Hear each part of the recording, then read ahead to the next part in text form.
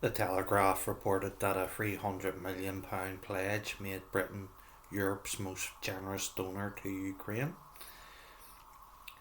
They have given Ukraine over £2.1 billion worth of aid. Reuters reported that Britain will provide a further £1.3 billion in military aid to Ukraine, yet Computer says no to Rishi Sunak increasing social welfare. At least that was his excuse. Wired reported that the EU military emissions were equivalent to 14 million cars, and that was prior to Russia's military operation. Marjorie Taylor Greene asked AOC what the carbon footprint of the Ukraine war is, attacking her from the left, and Fascist Sandy couldn't answer the question. Al Jazeera reported that the EU pledged $520 million to Ukraine at the G7 meeting. Newsweek reported that a baby was killed in a police chase as a mother stole to provide food for the child. Let's go Brandon, Foxtrot, Juliet, Bravo.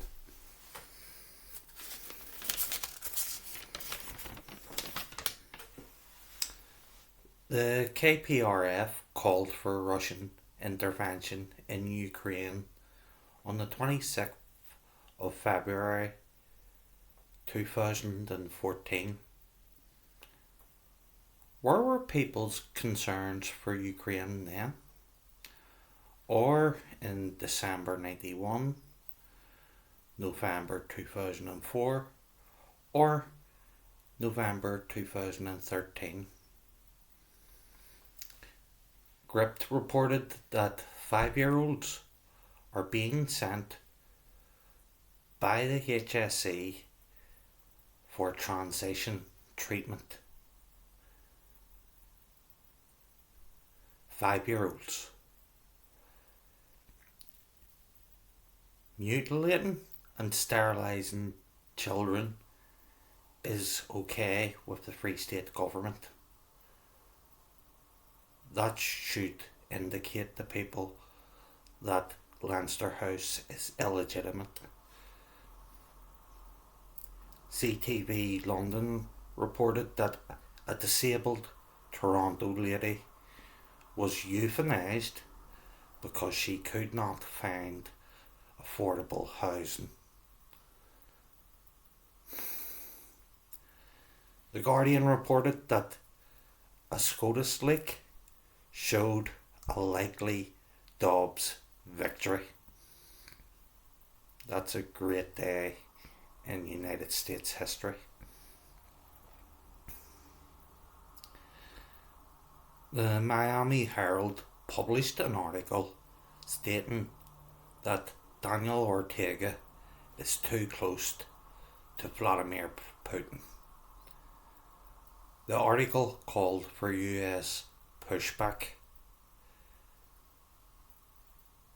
My reaction to this is expect a future US counter-war against Nicaragua and the Sandinistas again.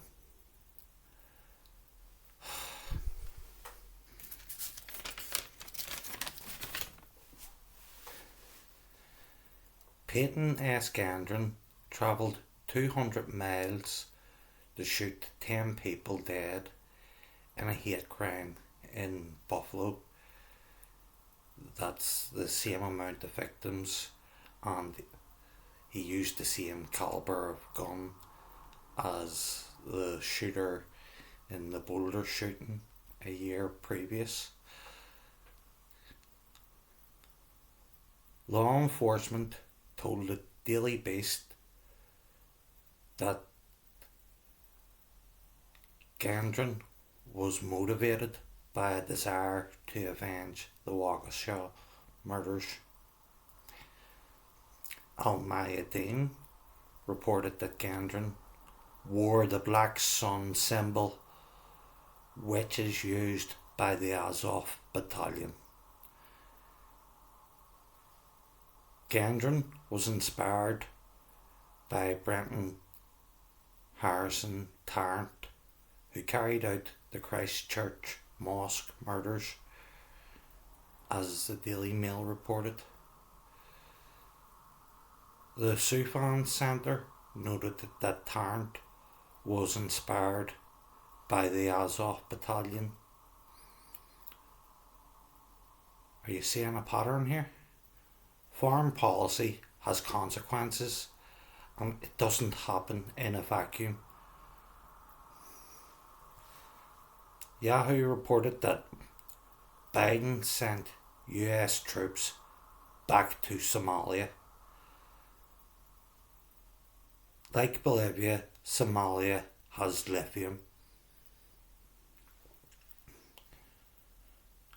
Chuck Todd pushed for a US war with China on Meet the Press, with the Center for a New American Security war game with China on the show.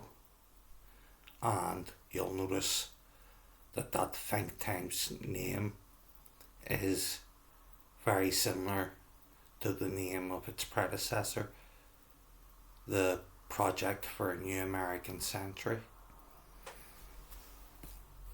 It's the same neocon goons pushing the same old neocon excrement of American exceptionalism and violent imperialism. Business Insider reported that a declassified FBI memo showed direct contact between Saudi intelligence and the 9/11 hijackers. This is state terror. In the Stormont election, provisional Sinn Féin got 250,388 votes, which is 29% of the votes cast, and they got 27 seats. The DUP got 184,002 votes, and that is 21.3% of the votes cast, and they got 25 seats. Alliance got 116,681 votes, and that's 13.5% of the votes cast, and they got 17 seats. The UUP got 96,390 votes, 11.2% of the votes cast, and 9 seats.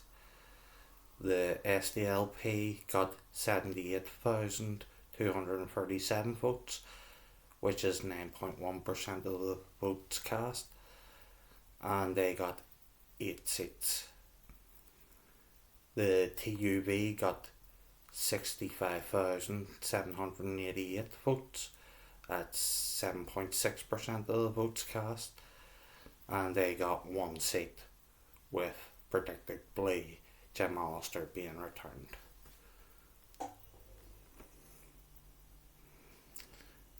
Al Jazeera journalist Shireen Abu Akleh was deliberately shot dead by the Israeli military in the Jenin refugee camp. Another Palestinian journalist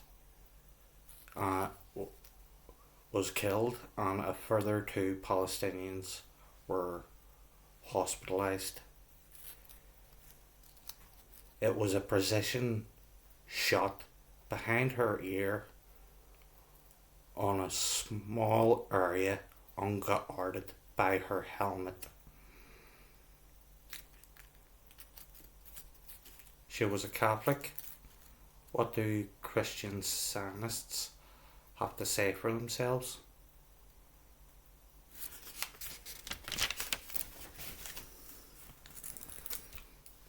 Global News reported that Turkey indicated that it would reject Sweden's and Finland's bids to become NATO members.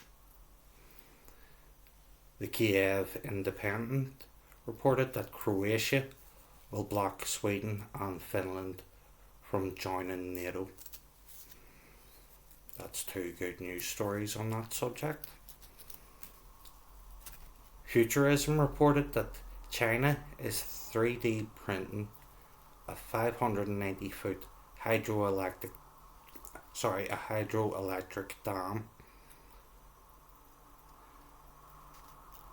They really are advancing technology into the future. The Globe and Mail reported that 500,000 have been killed in the Tigray war, including over 50,000 civilians. United Nations stated that over 9,400,000 people are food insecure in Ethiopia due to the Tigray war. Hermela Aragawi stated that the United States is backing the TPLF in the war for regime change against Ethiopia. Ethiopia has gold, potash, natural gas, copper and platinum. The region of Tigray itself has gold, copper, silver, iron, zinc, lead, nickel and oil shale. It's like what's happening south of the border in Somalia, only in Ethiopia.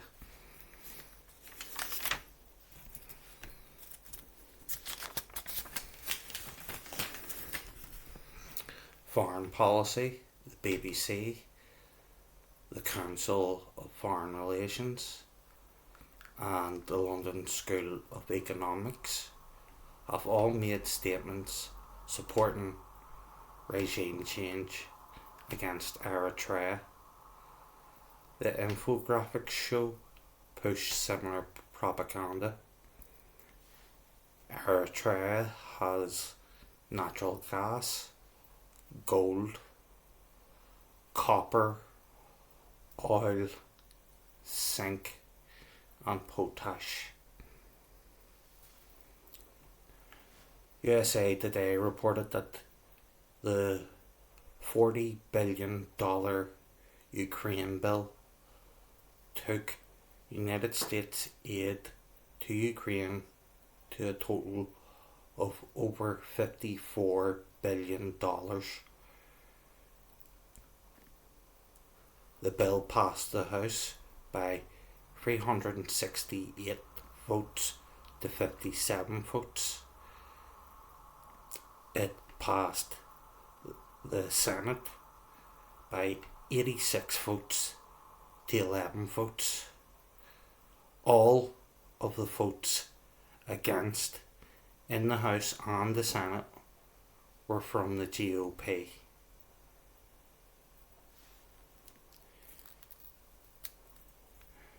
Euractiv reported that the G7 gave Ukraine $18.4 billion.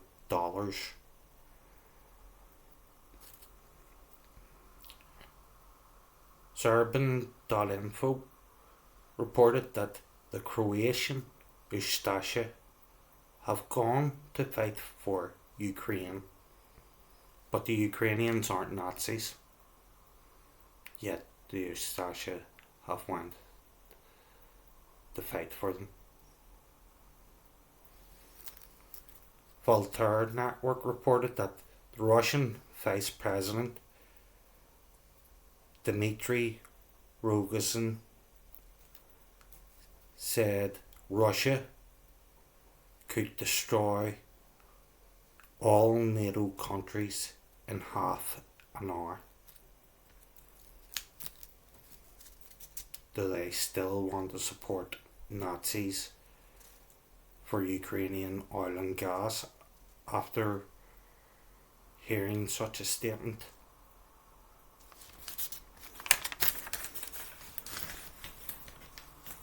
The Irish News reported that the British government plans to override the protocol and declare an amnesty for British state war criminals who committed atrocities during the Troubles.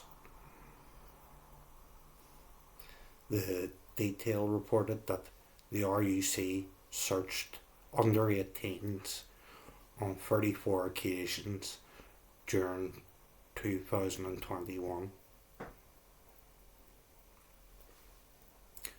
George Bush said the decision of one man to launch a wholly unjustified and brutal invasion of Iraq. If one person should have been careful about mistaking Iraq for Ukraine, it is George W. Bush. The Daily Mail reported that a cripplingly shy 9-year-old autistic boy named Brandon overcame his anxiety at the Houston rodeo after thinking the "Let's Go Brandon" chants were for him. That's a heartwarming story, and I concur with the crowd at the Houston rodeo. Let's go Brandon. Reuters and The Guardian reported that the ruble hit a 4-year high against the US dollar and a 5-year high against the euro. Those sanctions in relation to the SWIFT system worked, didn't they?